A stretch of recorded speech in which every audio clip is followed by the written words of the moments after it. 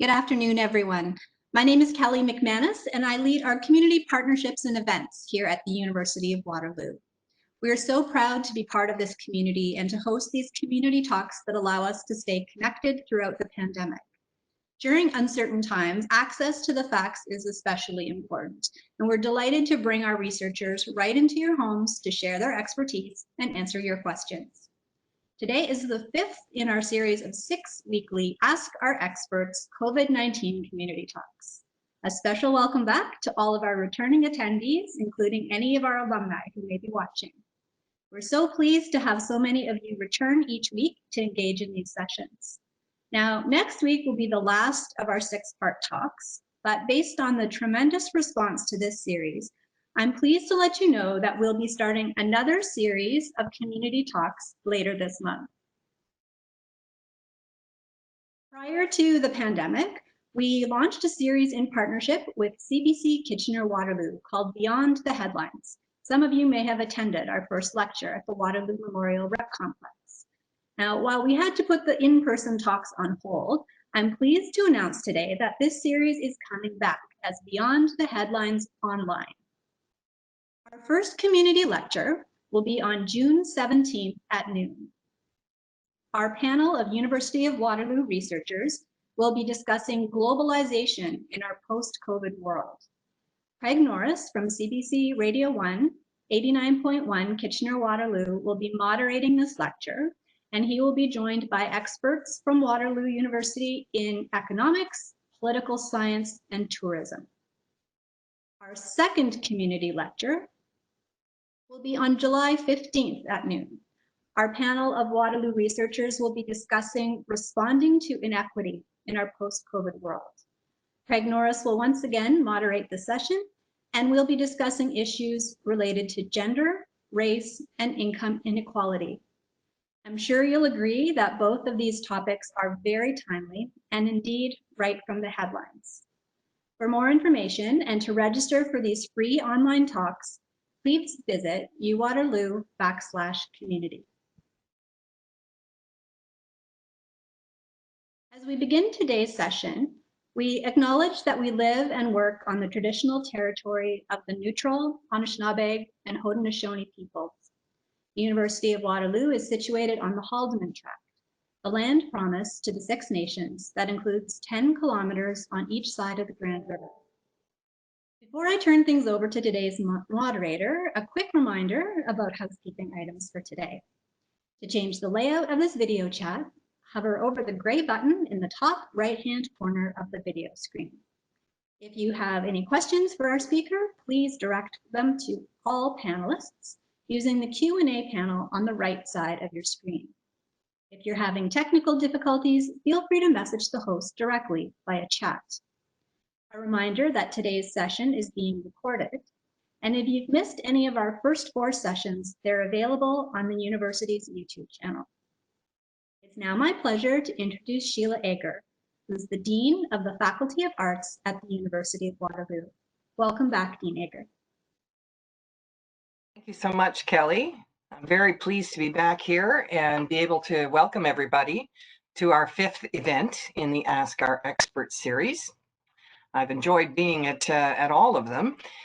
So I'm very happy to be here again to moderate this conversation. This is my last gig as moderator, and I've thoroughly enjoyed it.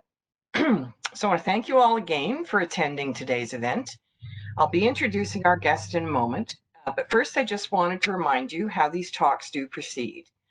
Our guests will speak for a few minutes about the topic at hand, and then they and I will have a further in-depth conversation with key questions that we've received. After that, we'll open it up to questions from the audience. In order to ask a question, as Kelly said, please remember to use the Q&A panel, not the chat panel, on the right-hand side of your WebEx window.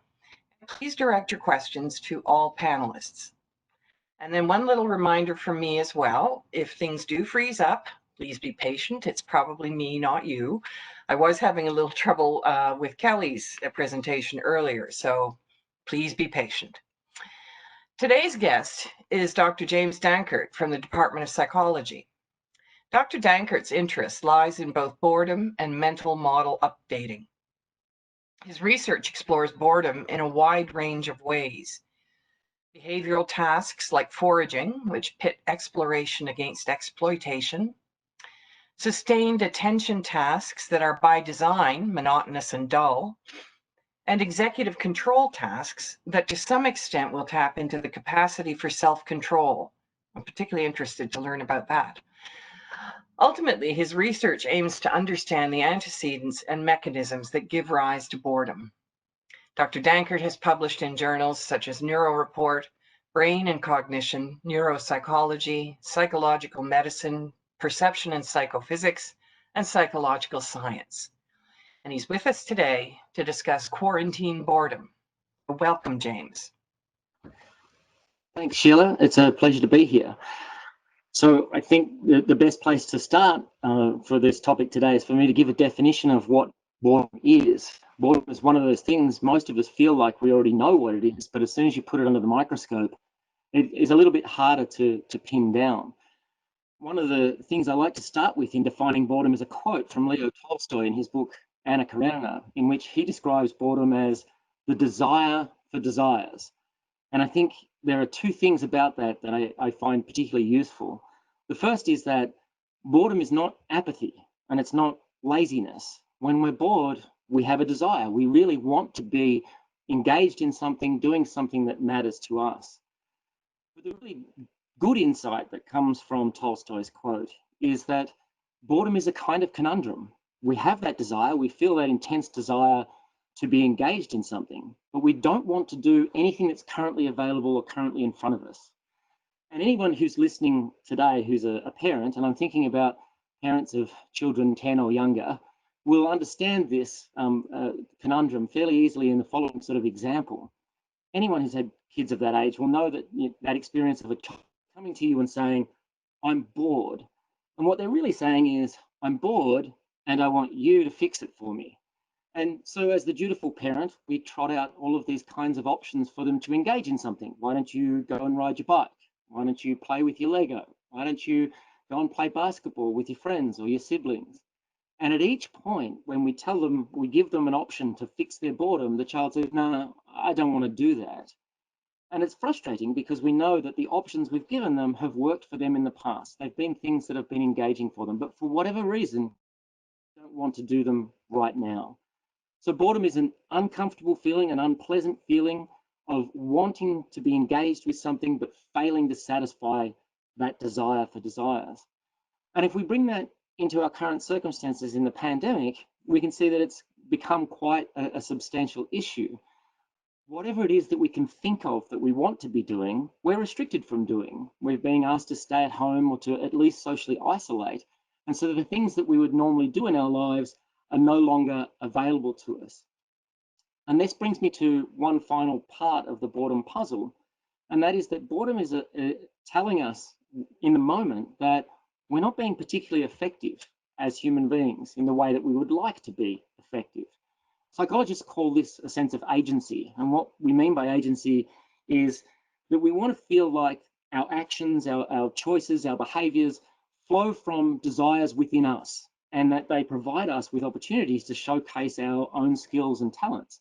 And right now in the pandemic, it's very hard to do that. It's very hard to show you that you have agency because through no fault of our own, our agency is being restricted by social isolation protocols.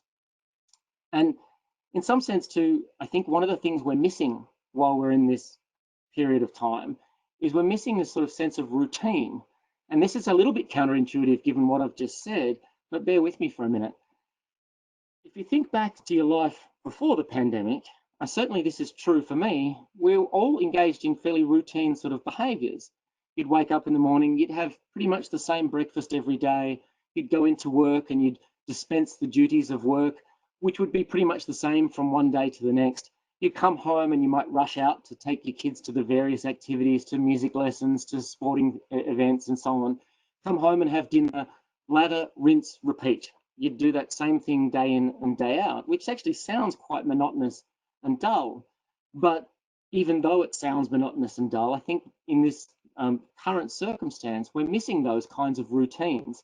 I'm even missing the brown cinder block walls of my office, to be honest. And what routines do for us is that they give us a sort of sense of predictability. And right now, we don't really have that kind of sense. Things are very uncertain and up in the air.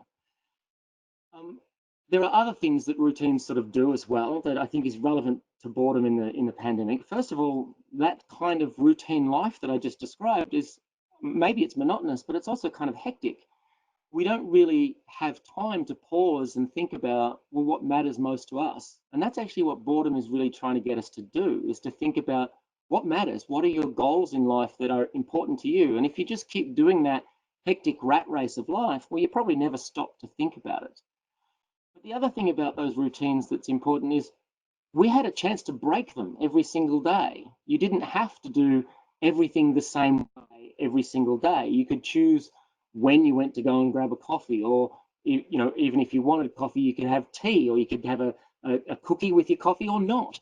These things seem trivial because they are, except that the only way in which those little choices from one day to the next, or one moment to the next, the only way they're not trivial is that they show to you that you are indeed in control of the choices you make. You are indeed the author of your own life. And when we don't have the options to make those little breaks in our routine, I think we feel the pain of boredom. And I use that term pain pointedly because pain operates as a fairly good metaphor here. The function of pain is not to cause us to feel hurt. The function of pain is to galvanize us into action and do something about whatever caused the pain in the first place. And boredom is no different. So the function of boredom is not to make us feel bored, it's to push us into action. And it's to say, do something that is meaningful to you and showcases your skills and talents. And right now, that's just really hard to do. Thank you, James. That's fascinating. I'm really interested by what you're saying about routines, because I think many of us, when we think of the word routine, we might think of the word boredom, that, that's what's boring. So, I mean, certainly our routines have been broken and disrupted during this whole period of isolation and quarantine. Can you say anything further about how that contributes to people's feelings of boredom? When I say that routines are important, it is a sort of nuanced point because they're important, but it's important that we can break them as well. And the routines that we had some variety to them that we no longer have. So I suggested I missed the brown cinder block walls. I don't really, they're kind of horrible to look at, but I used to be able to get up and go to a different place for every day for my work. And we can't do that now. We are stuck inside the four walls of our home. And so those routines also had with them some amount of variety that we don't have. And so I think that speaks to what I would sort of suggest is a Goldilocks zone.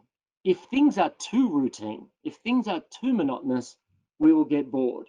If things are too highly varied, we'll sort of get confused and potentially also bored. So we're looking for a sweet spot. We want a sweet spot where things are pretty predictable and we know what to expect in a given day, but that we also have the chance to play around with that predictability and just do things differently if the moment takes us. And we're not in that sweet spot at the moment. We're on the side of things being too routine or too monotonous. And also, I think we're really in that place where our sense that we are the authors of our own lives, we are the ones who control what we do next, has been removed from us. And that's a really important thing to feel. That's really interesting. Some of what you've said has resonated with me a great deal, because I'm extremely busy right now. I'm having more meetings than I ever have had. And yet what I find sometimes is that although my work is piling up while I'm in these meetings, when I get a break from the meetings, I'm bored. I don't want to actually do the work. I want something else. Yeah. Can you, with respect to your research into boredom, can you talk a little bit about similarities and maybe differences between the current situation and how we are coping with it, and the SARS outbreak back in the early 2000s? Yeah, the first thing that strikes me about that is I remember in 2003, my wife and I went to a concert at the Air Canada Centre to raise money for the effort against SARS. And that's seems quite bizarre that we would have even done that. It was a great concert. I remember really enjoying Diana Kroll, but Anyway, really quite focused, the SARS outbreak. And its primary effect, quite focused on Toronto. That was the part of North America that was affected the most, and quite focused on the frontline health workers. Those were the individuals who had to be quarantined. They had only time in their home or their workplace and couldn't go and do anything else. And there was a study that came out several years after the SARS outbreak that showed that boredom was the primary reason that people gave for breaking the rules of quarantine during SARS. And interestingly, a study just from a group in Italy, and this is not yet peer reviewed, so we have to be careful to state that, but this study asked what were the most negative consequences of, and the number one thing people reported was a loss of freedom, and the number two thing was boredom. And it's not a stretch in my mind to suggest that number two was because of number one. People were bored because they were losing their freedom. And so there's a lot of similarities in that sense, that boredom makes it hard for us to stick with the rules of social isolation and social distancing. We just collected data ourselves from close to 1,000 people across North America. They're actually mostly Americans and a handful of Canadians. With something similar, we asked them about their experience during the pandemic, during the prior 2 weeks of when they did the survey with us. And it turns out that in this instance too, people who are more prone to experiencing boredom are also more likely to break the rules of social isolation. And I think it's just that for some, very deep to live with that sort of pent up energy that you have nowhere to direct it. So boredom is that agitated state, a restless state where you want to be engaged, but you can't find a good way to be engaged. And so you need to find somewhere to direct that. For some people, that winds up, unfortunately, meaning that they break the rules. One of the things about that was interesting, though, in our data, is that those same individuals are also more likely to contract COVID-19. And so they're doing this kind of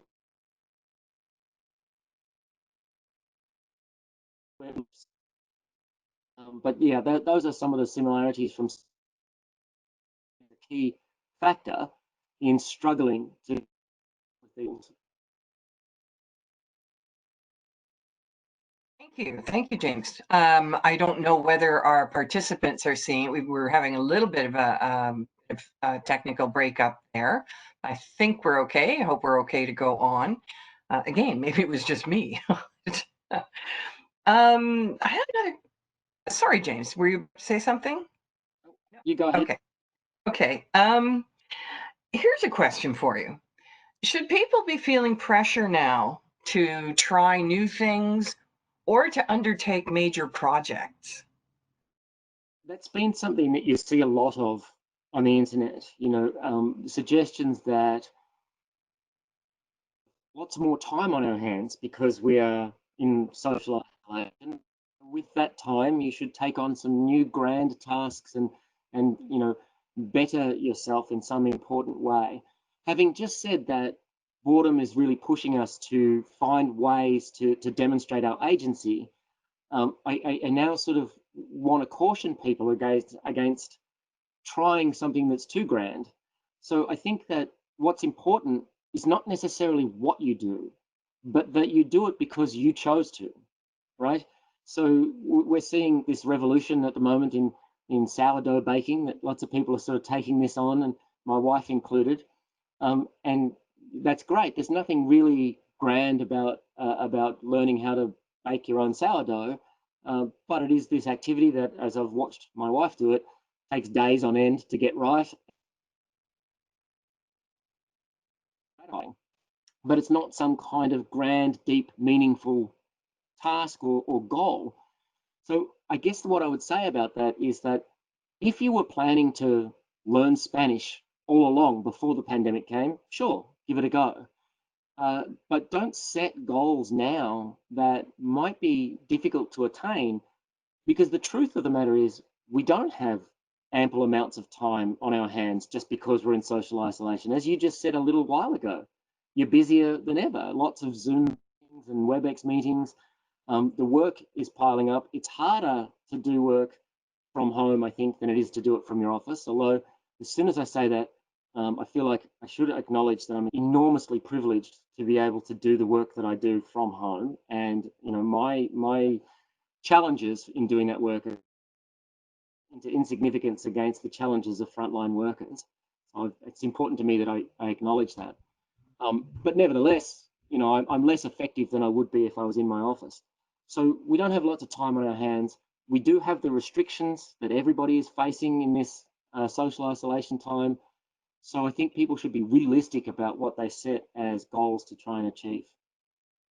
Thank you. Yes, I would agree. I have major like cleaning tasks that I think of, like my basement. And actually I'll just share this. I received an email from an old student. She's not old, but she was my student 10 years ago, who had been cleaning out all her notes from her undergraduate days and ran across one of my lectures where she'd written something down, didn't know what it meant, and so wrote to me 10 years later to get clarification. And that was actually fun because it gave me kind of a teaching moment. So I enjoyed that. So anyway, I think it's probably a good idea if we move to some of the questions. We received a number of questions ahead of time, and then of course we have some appearing now in the Q&A. I think it's we will do our best to get to all of them, but there have been so many. People are so interested. My apologies ahead of time if we're not able to. I am going to roll a few of these together because this one I think will not be at all surprising, and that is the question of kids and boredom. You referenced the under 10 group earlier, but also the teen group, I think, is suffering quite a bit at the moment. And these are questions from parents and grandparents wondering what they can do to help the boredom of their children. Yeah, so this is a $64,000 question. I would love to have a really good answer and a really directive answer to tell people what to do. Unfortunately, that's just not the case. There are several things to say, though. One is that boredom is a lot like happiness in some sense. What makes me happy is not the same thing that makes you happy. What I'm interested in is not the same as what you're interested in. There's a story about a guy called David Morgan who was in a calendar in 2015 in the UK called The Dull Men of Great Britain. And David's abiding passion was for traffic cones. Morgan loved them. So what makes me happy is idiosyncratic to me. What makes me bored is probably idiosyncratic to me. And what fixes my boredom is probably idiosyncratic to me as well. And so that's difficult. One of the other things is that my advice to people when younger children come and say, I'm bored, my advice now is to not be the parent that says, well, why don't you try this or why don't you try that? Instead, when your child says, I'm bored, say, oh, well, and just let them sit with the boredom for some period of time. Because if the child is able to figure it out themselves, they will have learned a lesson that will help them for the rest of their lives. If we figure it out for them, we haven't really solved much. Now, that's probably true of teenagers as well, but by the time we get to the teenage years, there's many more things that they can get into that we probably really wouldn't want them to. So we know certainly that in the teenage years that when teens get bored and have too much leisure time on their hands, they do tend to engage in risky behaviors that we'd rather they didn't. So I think trying to just provide as many opportunities as they can in the first instance is okay, but without sort of telling them, you know, these are the things you could do. Just make the options available and let them figure out what's going to work. In my house too, I know that this is probably true for a lot of people. The restrictions that we had for our children, I have a 12-year-old and a 15-year-old who are almost 13 and 16. The restrictions that we had for screen time have gone out the window. But I think that's okay. I don't think we should be too harsh on ourselves for that. And you can find ways to use screen time. So, you know, encourage your kids to be using FaceTime so that they can actually connect with their friends.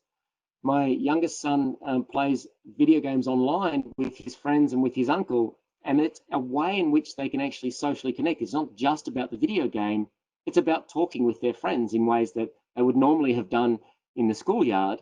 Now they can do it while they play an online video game. And we might have pre-pandemic said, you know, you really shouldn't be doing this quite so much.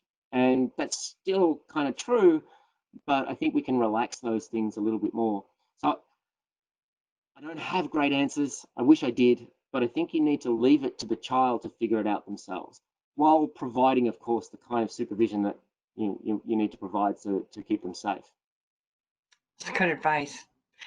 Is there a relationship between boredom and fatigue? I don't know of a direct relationship between boredom and fatigue. It sort of raises this issue of whether or not you think of boredom as a high arousing event, that restlessness and agitation that I've talked about, or a low arousal event, which is more like lethargy or listlessness. And that's actually been a debate that's been going on in the boredom literature for 50 years.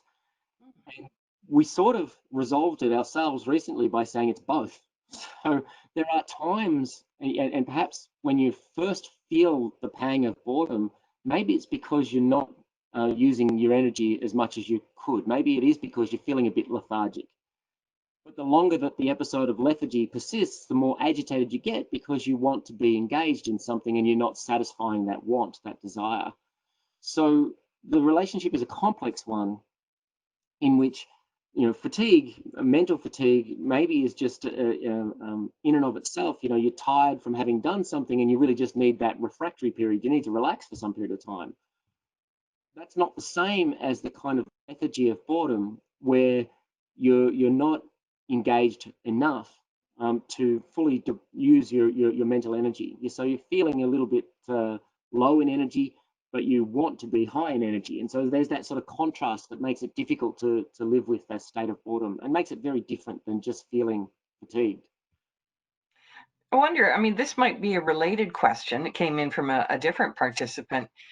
Wondering if you can talk about a potential connection between boredom and creativity. This is one of the things that people really want to make a link with, that boredom will make you creative somehow. And there are some interesting ideas here, but it's important to me that the link is carefully made. Boredom will not make you creative. Creativity is a slippery beast. It's, you know, what makes people creative and how you foster creativity. These are challenging things for us to try and understand. I think the important thing about it too is that we have to foster creativity. There's no sense in which artists or musicians don't practice. They always practice. They're always practicing their craft, their art, their creativity. And if they stop practicing, then they lose those skills. So creativity sometimes is one of these things that we think is just innate in some people and not in others. And it's not the case. It is really a thing that needs to be practiced and worked at. The link then between boredom and creativity is that if you have creative outlets, if you're a person who has fostered those creative outlets and you've practiced those things, when you're bored, those creative outlets can work really well to eliminate your boredom. It's also important to me to suggest that it's not always going to be the case. So I play guitar myself, and I've played guitar since I was 13 years old. I'm not a guitar genius by any stretch of the imagination, but I really enjoy it, and I write my own songs, and I really enjoy playing those songs. And it's always been something that I go to as a creative outlet and as an outlet for my own mental energy. About 80% of the time that I go to the guitar when I'm bored, it works. About 20% of the time, then it doesn't. So a creative outlet is a great outlet to alleviate boredom, but I don't think we should sort of put the pressure on people to say it should always work. It won't. Sometimes I pick up the guitar, I tinker around, and it feels deeply dissatisfying, and I put the thing down and I'm still bored. So it's not always the way that it's going to work. Mm-hmm. Mm-hmm. I'm going to turn to some of the questions that have been coming in from our live audience. So what is one way to reframe our current constraints and restrictions, where we have no options and little spontaneity, that is making us resort to feeling bored? So reframing our constraints and restrictions. So reframing is an important thing to try and do. If you can sort of change the way you think about a circumstance, then ultimately, and this is something that clinical psychologists have known for a long time, ultimately you can change the way you feel, because the way we think about things does influence how we feel. The thing relative to boredom that I think I would point out is to try and sort of just take a deep breath and pause for a period of time. So when we feel bored, as I've already sort of suggested, we feel restless and agitated. It's uncomfortable. There's nothing pleasant about being bored. But if you succumb to those unpleasant feelings, then it's kind of hard to carefully think your way through and get out of those feelings. So perhaps the way to do it is to say, okay, I'm feeling boredom, to recognize in the first instance, this is what I'm feeling. I'm bored and I'm agitated. I don't like it. And then just as the next thing to say to yourself, to say, okay, I'm going to take a deep breath and just try and be calm, because if I'm calm, then I can at least think more clearly about what I might want to do. Of course, trying to reframe the constraints that we have is challenging, because the constraints are the constraints. They are obligations that we have to one another to try and stay safe and healthy. But you could reframe, for instance, the kinds of goals that you have set for yourself. My feeling there is to perhaps reframe them into smaller chunks and more attainable sorts of goals that don't have to be, grand in meaning.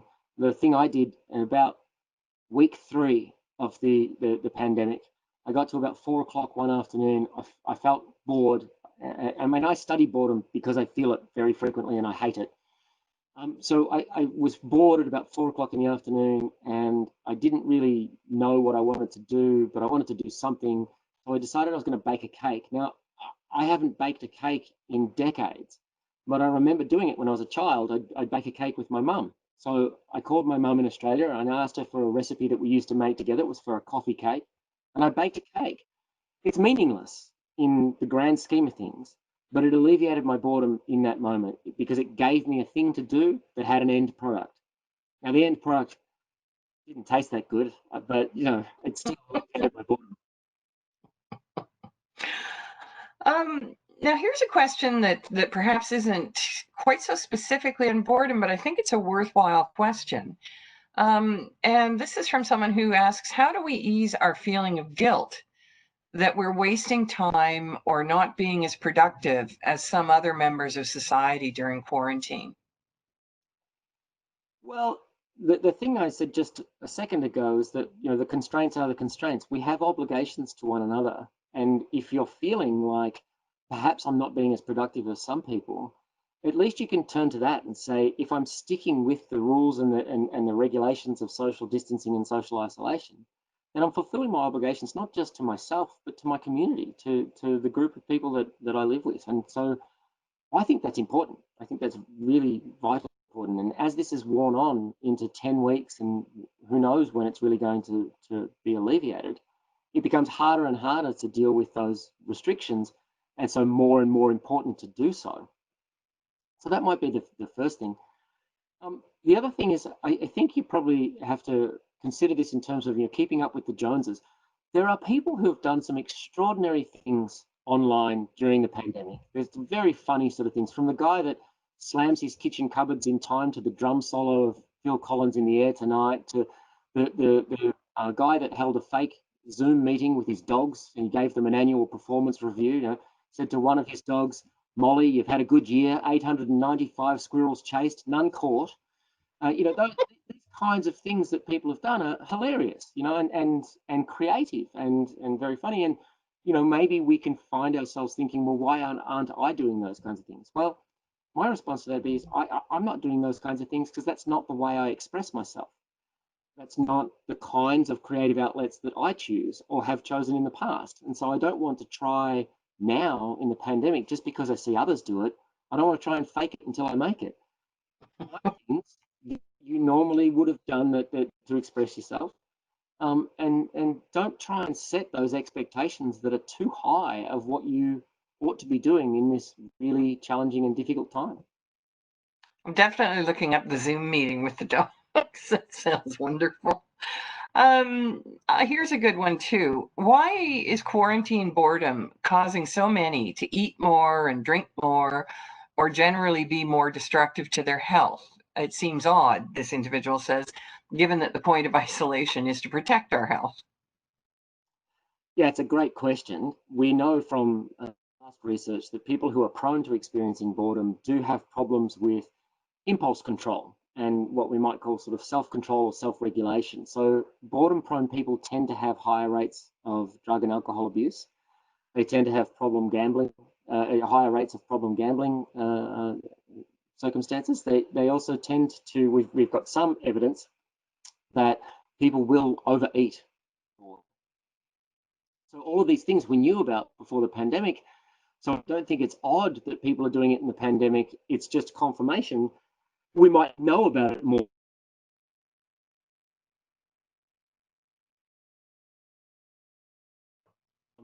The reason why things are problematic is because I think we succumb to those uncomfortable feelings of boredom and reach for the quick and easy solution, which might be if I'm doing something like eating, having another beer, going down the rabbit hole of social media, binge watching yet another episode of Tiger King or Too Hot to Handle or whatever it is that you're watching now. Those things are quick, easy, and they occupy our minds. They occupy our mental energy. And so they in the moment, they solve boredom. It's just they're not great for us in the long term. And I think it's okay to do some of those things, particularly the kind of binge watching of Tiger King. I am guilty. It's okay to do those sorts of things if you're consciously choosing to do them. But of course, things more like the increased alcohol consumption and increased eating, it would be better if we could sort of get a handle on those things and not engage in those quick solutions to boredom. So that would be what I would say about that.